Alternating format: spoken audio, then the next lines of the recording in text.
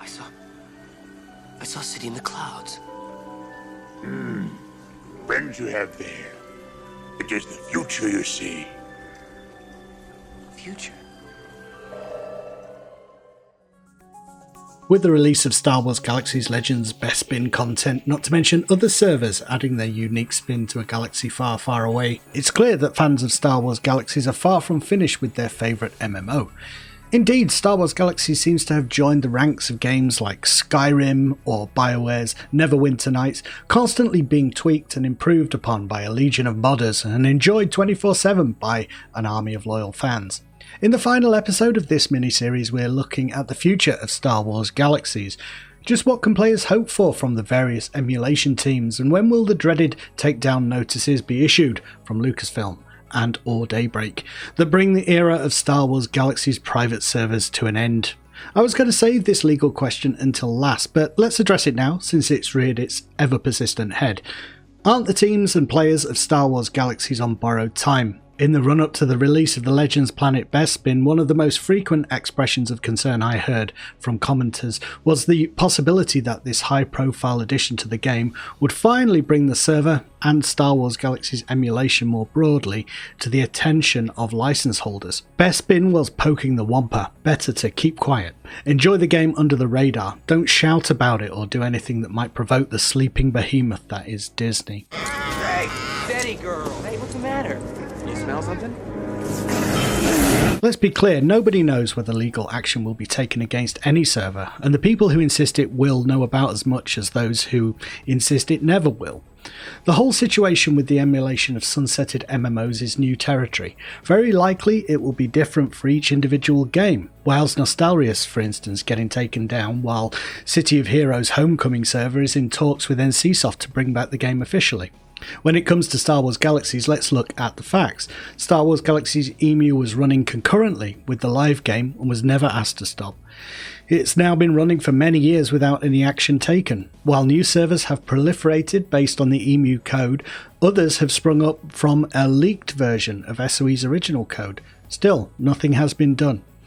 It's been a decade since the game closed. If the very idea of emulated servers was anathema to the rights holders, they would have taken action before now, you can be sure of that. Does this mean the private servers that already exist are safe, or that any server can emerge and do what it wants without fear? Absolutely not.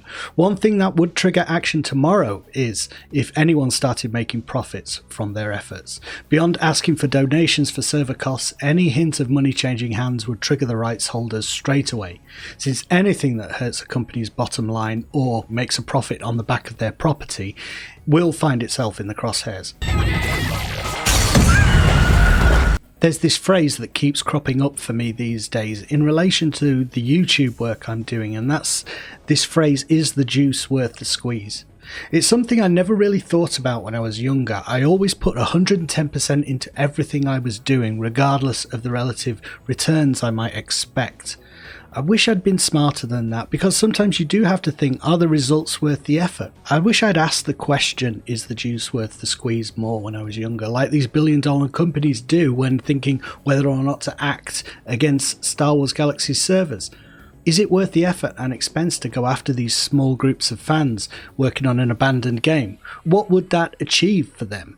Most likely just a bunch of bad PR, and it wouldn't work anyway, since the servers they targeted would be replaced by others in a never-ending game of whack-a-womp-rat. That's impossible, even for a computer.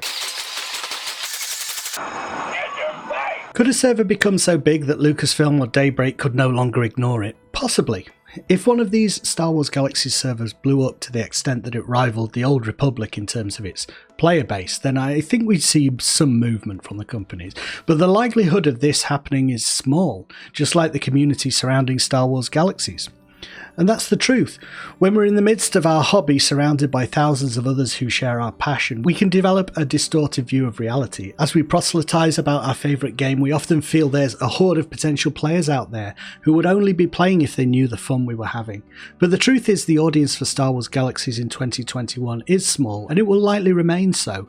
Most of the people who would be playing are already doing so, and they're doing it on a range of different servers, which keeps the population of any individual one low.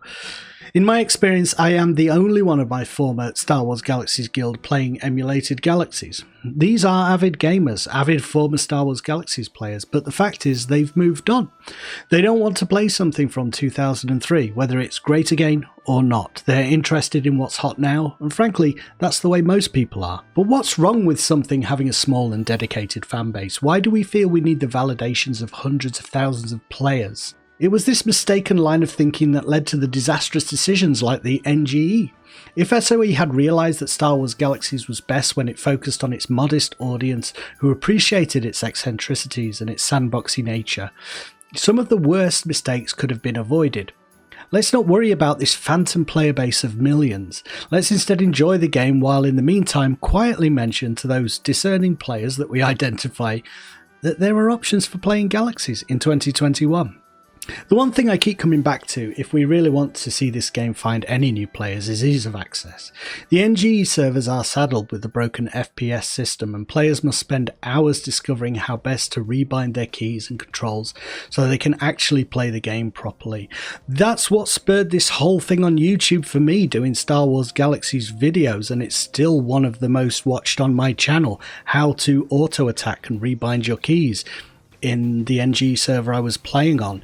Since then, I've done lots of videos about Galaxies, but it was the initial difficulty of getting into the game that made me think this needs a tutorial because it's so obtuse. Pre-CU, the game is equally obtuse for new starters with very little guidance on what to do or where to go. Neither SOE back in the day nor any of the emulators today have really addressed the barrier to entry for new people, and I think until someone does this effectively, there will never be an influx of modern gamers to SWG. We're also wrestling with the fact now that new ideas mean a new server. It will usually be a new team or individual has a new idea, they'll start a new server. And each server is an island unto itself.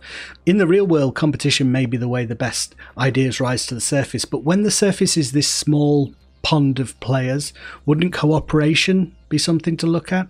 I don't think there is any way to convince people who've worked slavishly on new additions to the game that making their work open source would be the best idea for the wider community, but maybe at some point there will be some altruistic individual or team who lead by example and say, you know what, you can put everything you've created in the emulator, in your emulator too if you want.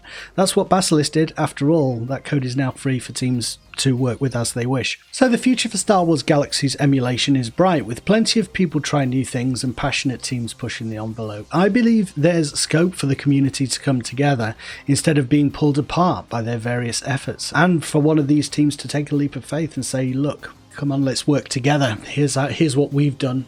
You show us what you've done. Let's bring it all together.